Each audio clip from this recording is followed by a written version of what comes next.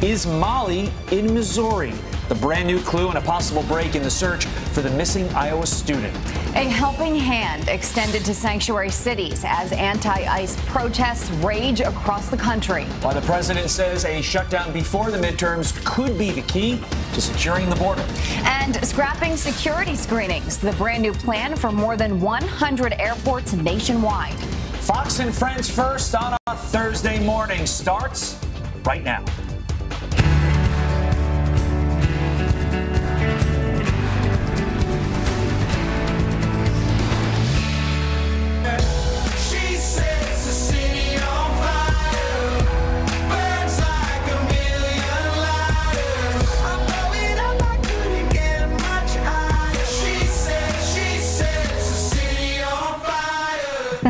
It's a great song, but Todd was looking for something like to get him really pumped up, something with a beat, So right? we have a little dance in here He on was Thursday. very excited. Well, you can dance later, okay? Is that okay? Is that all right? Allowed by the Fox people to dance it? I don't know about that. No. All right, good morning. You are watching Fox and Friends First on this Thursday morning. I'm Jillian Mealy and for Heather Childers. And I'm Todd Pyro. Thank you for starting your day with us. And we begin with a serious Fox News alert, a possible break in the weeks-long search for missing Iowa college student Molly Tibbetts. Police now looking into a reported sighting in Missouri. Officers responding to a truck stop more than 200 miles from where the 20-year-old went missing in Brooklyn, Iowa, east of Des Moines. She was not found, but police are reviewing video footage. Tibbetts was last seen 2 weeks ago at her boyfriend's house. He spoke exclusively to Fox News. Just said, bye, I love you, and kissed her bye. I left for Dubuque, Iowa, which is about 100 miles away, and I was staying there for work until what was supposed to be Friday. And then Thursday, after found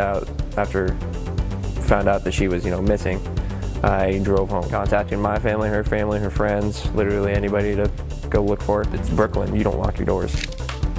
Well, police have ruled him out as a suspect. The reward for information about Tibbetts is now at $30,000, and we will have more on that throughout the morning. 500 square miles now totally charred in the California wildfires. That's bigger than the entire city of Los Angeles. The state has already spent more than a quarter of its annual fire budget before peak fire season even begins. More than 1,000 homes now destroyed in Northern California. People in Redding coming home to piles of burned rubble where houses once stood. 3 new fires erupting over the last 24 hours near Yosemite National Park. A judge delivers a helping hand to sanctuary cities amid the growing anti-ICE movement. But with midterms just months away, President Trump refusing to back down on his demands for border security. Griff Jenkins live for us in Washington, D.C. with the very latest on the border battle. Good morning, Griff.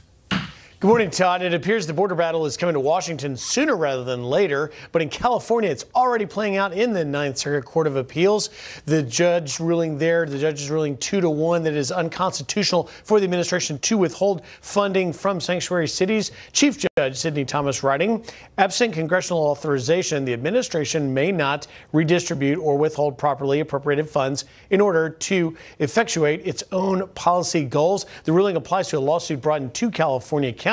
San Francisco's mayor tweeting, "This was not the first attack on our values by the Trump administration, and it will not be the last. We supported this legal challenge because the law is on our side. San Francisco is and will continue to be a sanctuary city that stands up for our immigrant communities." But the Department of Justice issuing this statement saying today's divided Ninth Circuit opinion is a victory for criminal aliens in California who can continue to commit crimes, knowing that the state's leadership will protect them from federal immigration officers whose job it is to hold them accountable and remove them from the country. Meanwhile, the president indicating on Rush Limbaugh's radio show that he may be moving closer to a showdown over funding for border security.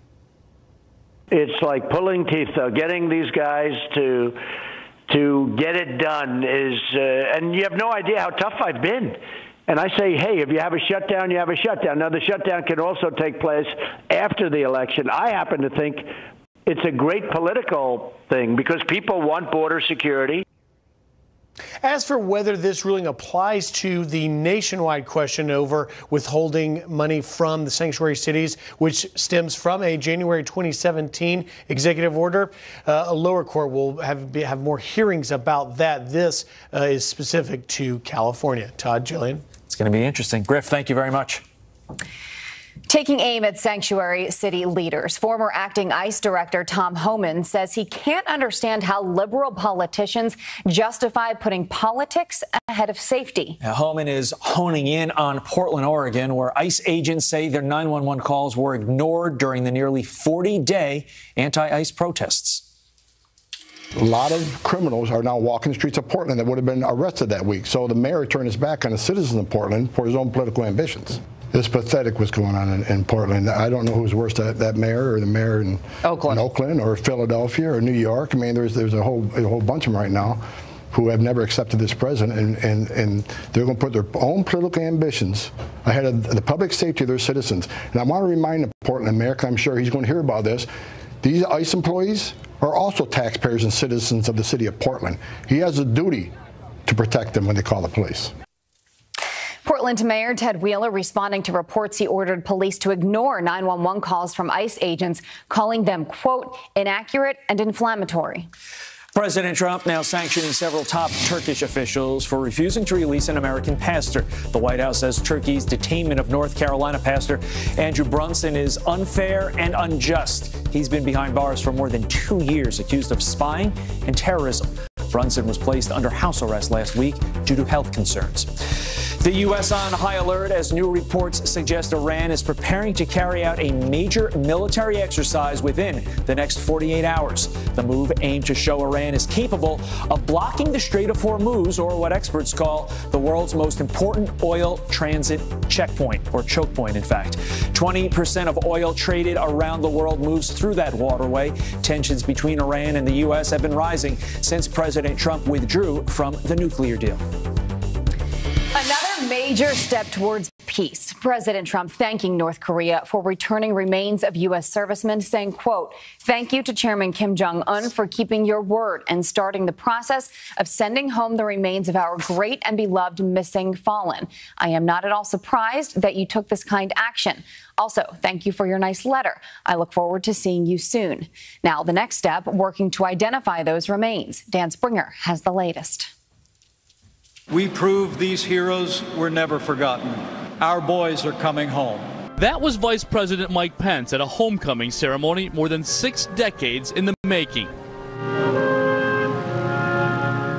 The vice president, whose father fought in the Korean War, headed up Wednesday's delegation, greeting cases of what are believed to be the remains of Americans killed fighting in the Korean War. These heroes will be the heroes who led the way to many more homecomings in the future. The ceremony comes weeks after President Trump's face-to-face meeting with Kim Jong-un in Singapore. It was there the North Korean leader committed to getting remains of American servicemen returned home. The remains will stay in Hawaii for examination by the Defense POW MIA Accounting Agency. Last year alone, the group positively identified more than 200 sets of remains. One of the few countries in the world that spends this type of effort and time and money to bring closure to our military families, and each and every one of those families has been made a promise by the U.S. military to come home. We're the end of that promise. More than 7,600 U.S. servicemen who were killed in the Korean War are still missing today. The next step would be for North Korea to allow U.S. crews to go in and do field operations to find more of those remains, something that hasn't happened since 2004. In Honolulu, Dan Springer, Fox News. The judge in the Paul Manafort trial slamming Robert Mueller's team over their descriptions of Manafort's expensive tastes. Judge T.S. Ellis telling prosecutors, quote, we don't convict people because they have a lot of money and throw it around. The government is not going to prosecute people for wearing nice clothes. Prosecutors tried introducing photos as evidence that show Manafort's high-end wardrobe. If that was a crime, Jillian Mealy would be in jail. The former Trump campaign manager is on trial for bank fraud and tax evasion charges that are not linked to the campaign.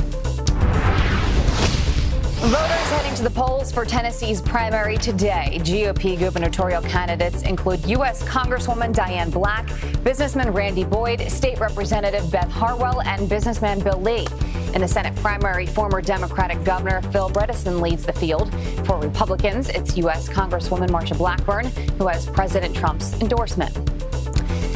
It is 10 minutes after the hour. Democrats say there's no such thing as voter fraud, but a new report finds thousands of non-citizens are registered to vote in one state alone.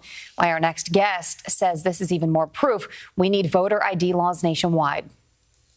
It's 2 minutes out of our day that we could also be spending just embracing what our country should.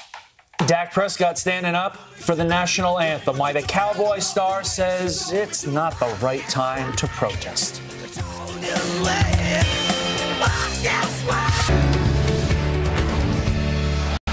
As investigators pore over the black boxes of the crashed plane in Mexico, we are getting a first-hand look at the terrifying moment of impact from inside the jet.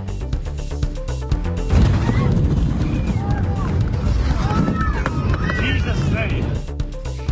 Passengers screaming as the plane crashed and burst into flames in bad weather. But miraculously, all 103 people on board survived. An American priest was on the plane and says God was watching over them. The smoke was unbearable, a burning sensation to breathe. It was pretty dark. It was pretty dark. We didn't lose anyone.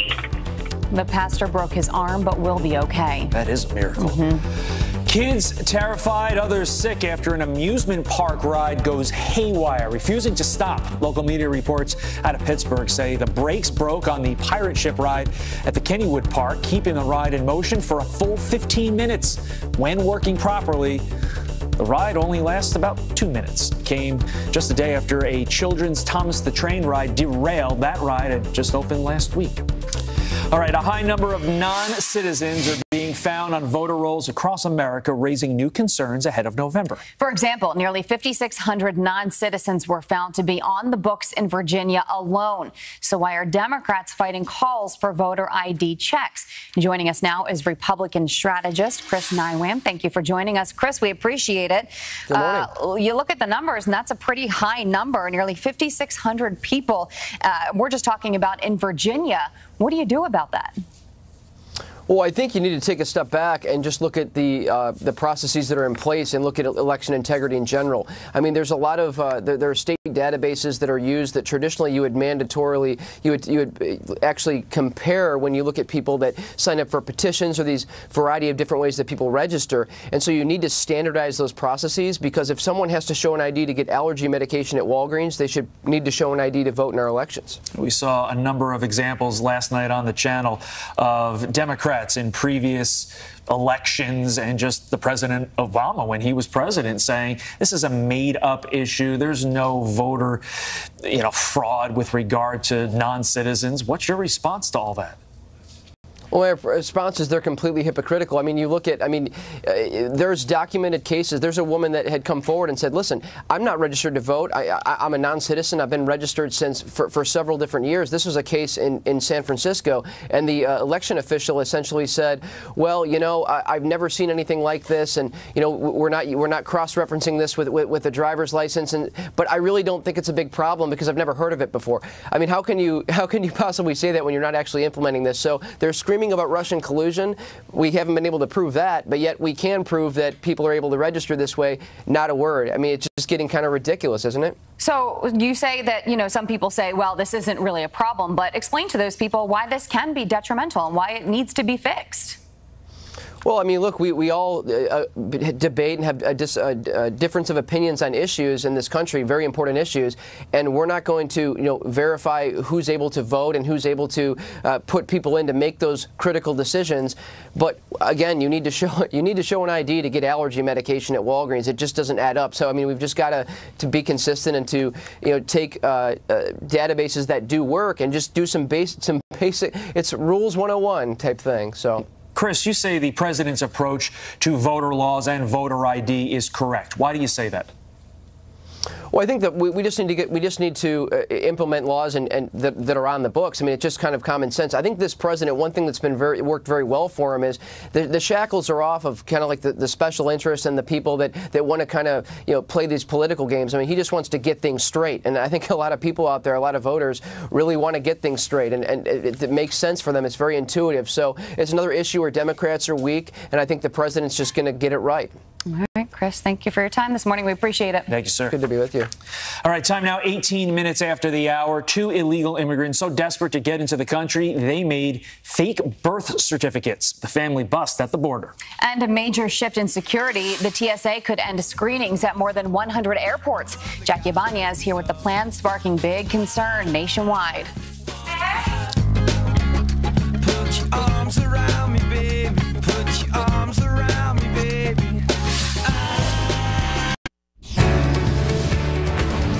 Welcome back. 21 minutes after the hour now. A Senate Democrat threatening to hold a State Department nomination hostage until President Trump bans 3D printed gun blueprints online. Ed Markey of Massachusetts says he will oppose the confirmation of R. Clark Cooper until the president acts. Blueprints were set to hit the web yesterday, but were blocked by a judge after the State Department settled with the company posting them online. This as the TSA says 2 3D printed guns have been found at airports since just 2016. All it takes is one overheated laptop battery to take down a plane.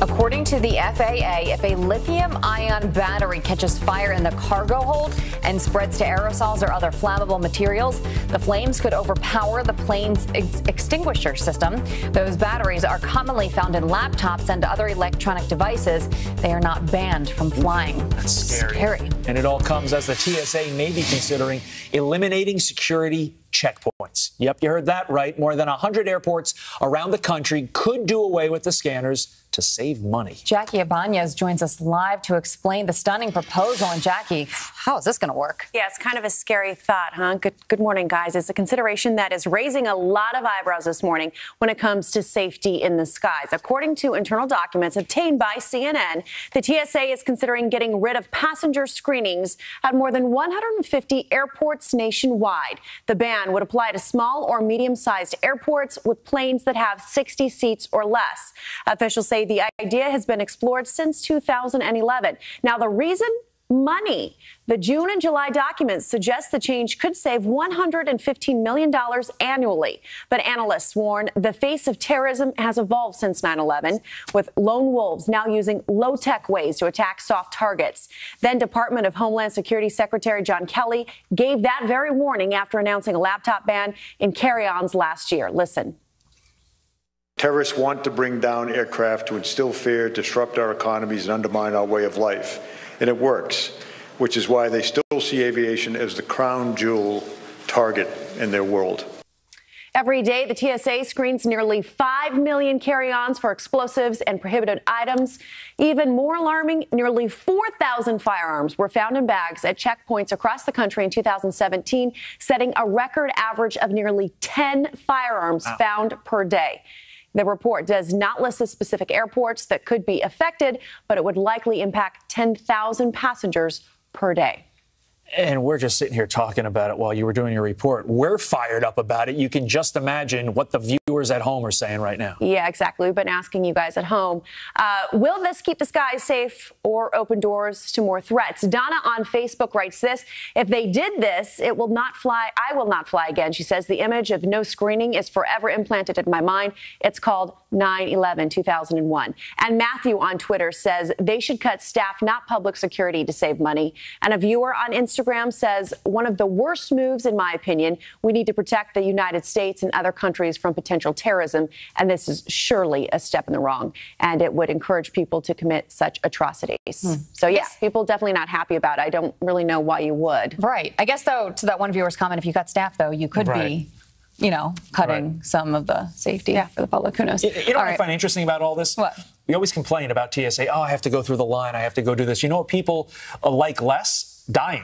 it appears. So, you know. I'd rather be safe than sorry. Jackie, thank you. Jackie. You're welcome. A Fox News alert now. A possible break in the case of Molly Tibbetts. The missing Iowa student may have been spotted. We are live with the breaking developments. Sticker shock. A woman rams into a man's truck because it showed his support for President Trump. Carly Shimk is here with reaction to the political road rage coming up.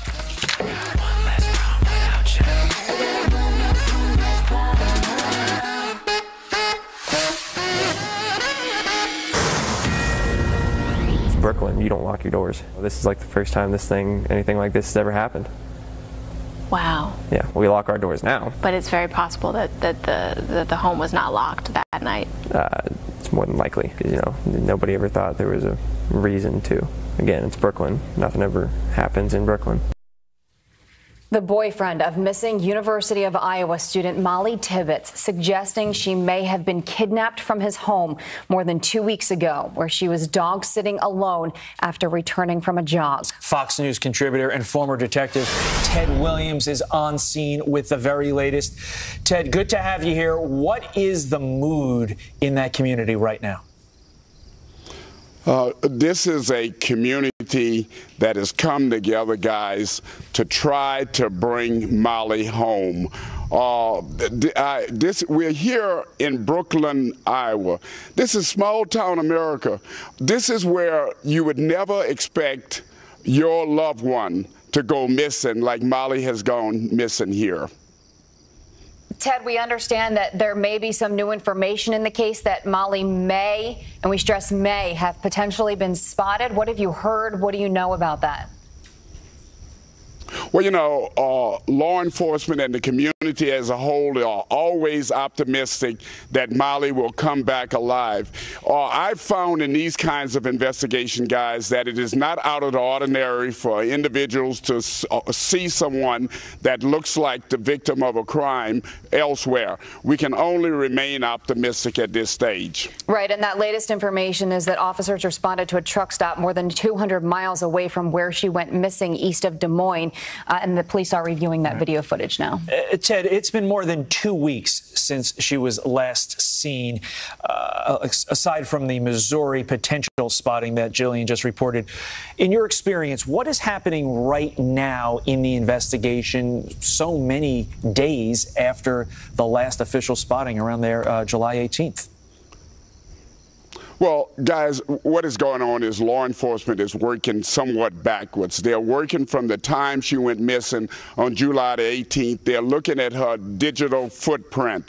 They're looking at her internet sites. They're looking at her cell phone, or they're looking at her associates or those who she associated with. This is a full blown investigation where you have the local, state, and federal law enforcement officers working. We understand there was a vigil last night and you were able to go and speak to some people there. Let's go ahead and listen to what Molly's cousin had to say from last night. The last weeks have been really difficult. You wake up and you look at yourself in the mirror and you're like, how am I going to get through this day? You're looking through cornfields and you're putting up posters and you're sharing their photo on Facebook, and that's what it's all about. If it wasn't for God, I don't know how I would be standing here. Ted, you can hear the emotion. I know that you felt it and you saw it last night as you were there. In that soundbite, we heard Molly's cousin say, you're scouring through these fields. Describe for us the town, for people who've never been there, who can't imagine what this town is like. We've heard that it's a town where you don't lock your doors at night. What is it like there? This is a wonderful town. This is an all-American town. This is a town that anybody in America would love to live in. You have wonderful, caring people here in this town. And what makes it unique is that they've all come together. They've galvanized themselves. They're putting out T-shirts. They're putting out posters. Everywhere you go in this town, you can see where this town has come together to try to bring Molly home. It's a wonderful town. And obviously, we want to help get Molly home. On the bottom of your screen, just as we saw under your shot there, Ted, we're going to do it again. The County Sheriff's Office phone number, 641-623-5679.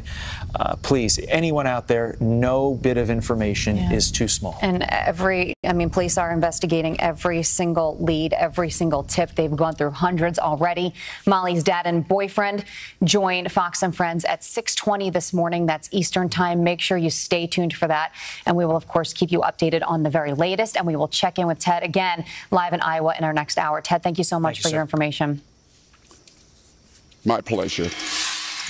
The man charged with murdering an Arizona state trooper with another officer's gun is waking up behind bars. Isaac King, released from the hospital and booked into jail. Police say he shot and killed Trooper Tyler Edenhofer as he responded to a call. King somehow got his hands on a trooper's weapon during a fight and opened fire. Trooper Edenhofer, a Navy veteran, joined the force this year and was engaged to be married. His funeral is tomorrow. 74 protesters arrested during a demonstration against Brett Kavanaugh. A rally against President Trump's Supreme Court nominee was held outside the Capitol, but a group of protesters then went inside. Some later claimed to have prevented Kavanaugh from meeting with senators. Those lawmakers confirmed they did hold their meetings. Police say the arrests were for, quote, crowding and obstructing inside the building. 2 migrants busted after a man falsely claimed to be the father of a 17-year-old girl while crossing into the United States. Border Patrol agents in Texas later finding out she was actually 18 and the two were just friends. They tried using a fake birth certificate as part of the scheme. It's unclear where the woman is from, but officials say the man was from Honduras. If you happen to be watching network news last night, chances are you didn't see much about this. The moving, somber ceremony welcoming the 55 presumably American remains to Hawaii after being handed over by North Korea. Take a look. Only one network, ABC, even covered the story on its evening news, and they spent just 24 seconds on it. Both CBS, NBC completely ignoring the story. On cable, CNN aired live coverage for a mere 58 seconds. Hillary Clinton is headed to Hollywood. Carly Shimpius with Fox News Headlines 24/7. Sirius XM 115 is here with reaction to her latest gig, Lights, Camera, Hillary. That's right, Hillary Clinton. She's got a new job on her hands. She's going to be serving as executive producer alongside Steven Spielberg on a new TV project about the women who fought for the right to vote. So this TV project is based on a book by Elaine Weiss called The Women's Hour, The Great Fight to Win the Vote. She shared her excitement about this whole thing on Twitter, saying, "I'm thrilled to be joining forces with Steven Spielberg to bring Elaine Weiss's book, The Women's Hour, to TV. It's about the women who fought for suffrage nearly 100 years ago. We stand on their shoulders, and I'm delighted to have a hand in helping to tell their stories." So the folks who don't like Clinton's politics, they are A-OK with this latest Clinton-related development. John says, yes, stay out of politics. You're a better person when you do. And Cindy, I like what Cindy has to say. She says, if you can't say something positive, don't say anything at all. So there you go. There you go. Politician Good words of advice. to producer. Yeah, there you go. Absolutely. All right, so we got a little bumper sticker bumper cars up there in Massachusetts. A woman in Massachusetts is being accused of intentionally driving her car into another vehicle because it had a Trump bumper sticker on it. Now, the alleged victim told the Cape Cod Times that a woman began screaming at him, calling him a racist, before driving her car into his. 25-year-old Chloe Wright was later charged with that crime. This pretty surprising news, even by today's standards, is going viral now on social media. One Twitter user saying, "I proudly display my Trump bumper sticker on my car here in San Diego." Another Twitter user says, "People are crazy. I see this getting worse by the day. What happens by the time 2020 arrives?" And another person in Massachusetts says, "I also sport a Trump 2020 sticker on my car. Risky in the People's Republic of Massachusetts." Interesting. If true, scary stuff. That shot you have right there, the most disturbing thing in that video, who puts a sticker of anybody on the hood of their BMW? Yeah, that was a weird spot for that. This is weird. I have no answers there. Okay, so I still watch the Friends reruns, and I am hoping for a reboot. Is it going to happen? I was just watching the Friends reruns myself, too. And guess So what? Good news for the both of us, because Jennifer Aniston says a reboot may be a possibility. She spoke to InStyle magazine and said, "Courtney Cox and Lisa Kudrow and I talk about it. It really was the greatest job I ever had, but you never know. So many shows are being successfully rebooted." Kind of leaving the door open there, if you ask me. So many people are excited about this, like Cheryl, who said, "Would love it. We never tire of Friends." Krista also chiming in saying, "We are fantasizing about that, too." Would Ross and Rachel finally end up together for the next one? I mean, this is the big questions. Oh, my life would be complete. Thanks, Carl. The producers are cheering in our ears. Wow. See, so there are people that want this to happen. 2004, people. please. All right, thanks, Carly. Thanks a lot. It is 39 minutes after the hour. Sorry, not sorry. The Connecticut lawmaker creating an uproar by kneeling for the Pledge of Allegiance is now speaking out, and what she has to say may make your blood boil. And the patriotic moment, the symbol of our freedom, soars. This bald eagle's amazing recovery that will make your morning. You can dream or do or say what you wanna. You can write it down and you can back it. 42 minutes after the hour now. Don't expect to hear sorry from the Connecticut official who kneeled during the Pledge of Allegiance at 2 town meetings. Haddam Selectman Melissa Schlag taking to Facebook, writing this half-hearted apology, saying, quote, "I want to apologize for making it seem like I thought all of Haddam was racist and fascist. However, there are strong veins of fascism and racism running deep in Haddam. We need an intervention." That's not an apology at all. Despite the backlash, she's not stepping down. I have no intention of resigning. Something that was a silent 10 seconds has blown up across the world, and it doesn't need to be this difficult to get your points across. In the next hour, a Fox and Friends first selectman, Liz Millardo, who won her seat from Schlag, will join us live to react. From kneeling for the pledge to standing for the anthem, Cowboys quarterback Dak Prescott supporting the policy, or supporting his team's policy, to stand for the flag despite backlash on social media.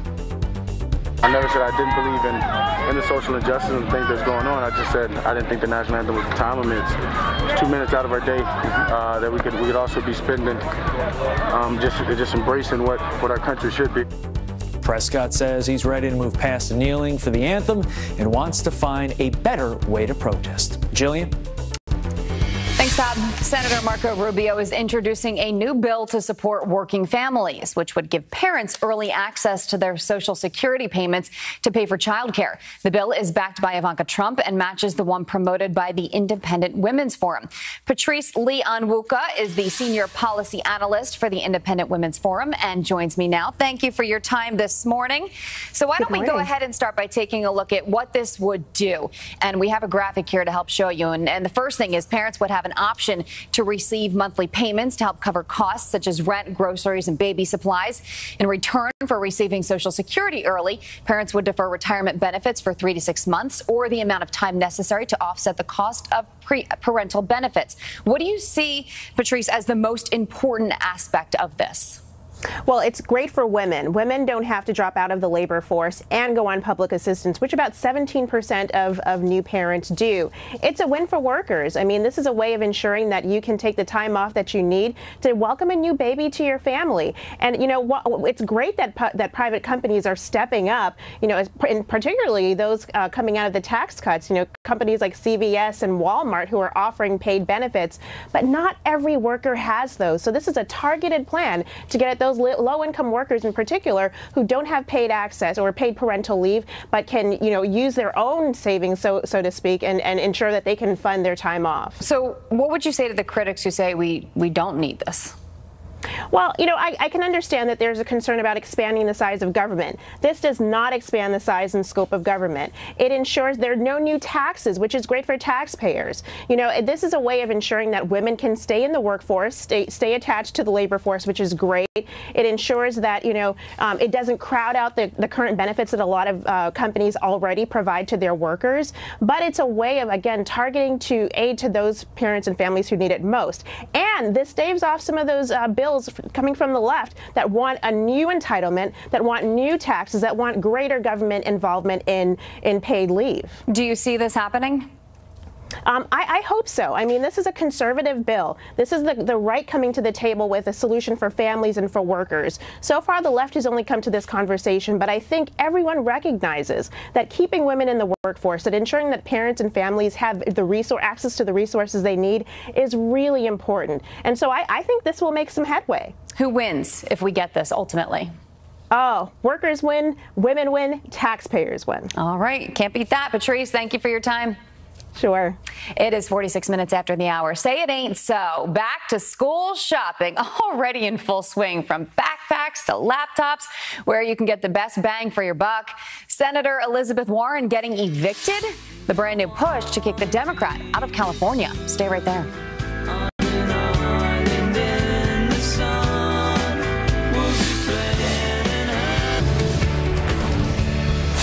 $2.5 trillion over 10 years. That's how much Bernie Sanders' Medicare for All plan would cost taxpayers, according to a recent study. Sounds like a lot, but another socialist Democrat says it will actually save us money somehow. The system we have now costs taxpayers $47 trillion. $47 trillion. And a single-payer system? Yeah, and a single-payer system would wind up changing that cost. It would reduce that cost to $33 trillion. So you're that's actually a figure that's widely quoted. Yeah, you're saving us money then, is that right? Single-payer systems save money. I love Hemmer's reaction there. That's 30-year-old Sarah Smith running for Congress in Washington State. She takes on 11-term incumbent Democrat Adam Smith in the primary next week. Senator Elizabeth Warren would not be allowed in the newly proposed autonomous native nation in California. That's according to the co-founder of the plan. Elizabeth Warren would not be able to come in there unless the native people of that area said that she's welcome. So if the native she is a native. Well, hold on, Marcus. Slow down. She is a native person. It doesn't matter what she says. She wouldn't be allowed in. A group in favor of California secession wants to give part of the state to Native Americans to, quote, right some of the wrongs. Warren has come under fire in recent years for claiming she is part Native American. I don't even want to say this, but end of summer sales are about to heat up. Tracy Carrasco from our sister network, Fox Business, here with the best buys in August. Hi, Tracy. Good morning. Yes, it is officially August. As you said, Todd, end of summer sales are here. Back to school is just around the corner. I don't want to say that, but it is true. So there are many sales going on right now. A lot of school supplies on sale. At Staples, you can get 25% all school supplies with the purchase of a backpack. Target also has a deal. Walmart select school supplies, including pencils, crayons, rulers, start at $1 or less. Clothing, you can get a lot of clothing for sale for kids as well. The Gap, Children's Place, J. Crew. The Gap, you can save up to 70% off of select clothes and accessories. And laptops, a lot of sales on laptops as everyone's heading back to school as well. Best Buy, save up to $100 on select laptops. Lenovo, save up to 20% on select back to school bundles. So lots of deals out there. Wow. Yes, we can see. Didn't summer just start? It did. It feels like it. It's almost over. Sorry. Went by quickly. That'd be done. Thanks, Tracy. Sorry. All right.